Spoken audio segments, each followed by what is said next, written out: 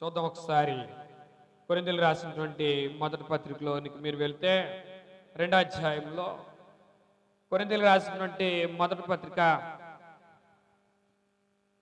కొరింథీయులకు రాసినటువంటి మొదటి పత్రిక 2వ అధ్యాయంలో 6వ వచనాన్ని చదువు.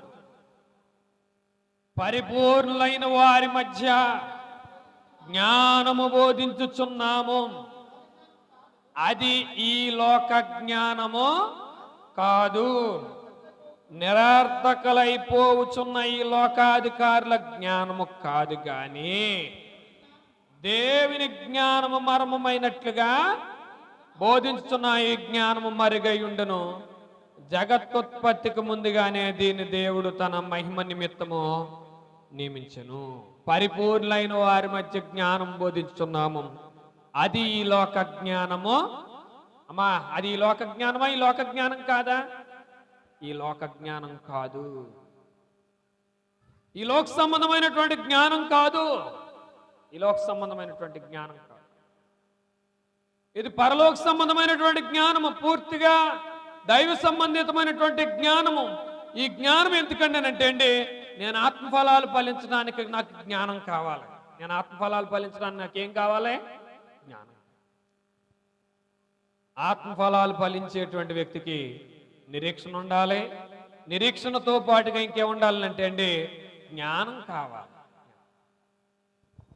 మనిషిని చాలాసార్లు చాలా సందర్భంలో నీకు జ్ఞానం లేదా అని మాట్లాడతాం. నీకు జ్ఞానం లేదా అని మాట్లాడినటువంటి ప్రతి సమయంలోనూ కూడా నీకు కానీ నాకు కానీ అర్థం అవ్వాల్సినటువంటి సంగతి ఏంటంటే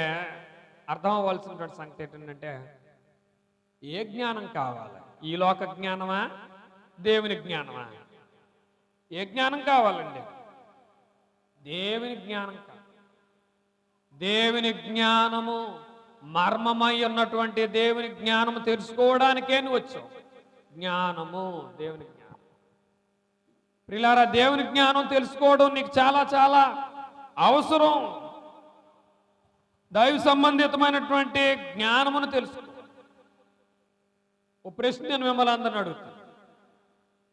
మీలో ఎవరికైనాను జ్ఞానం కొద్దుకుంటే అతను ఎవరిని అడగాలటండి? అది గ్రంథం చెప్తుంది. అయితే ఏ జ్ఞానం కొరకు అడగాలి? ఇది ఏ జ్ఞానం కొరకు అడగాలంటే అవతలోడిని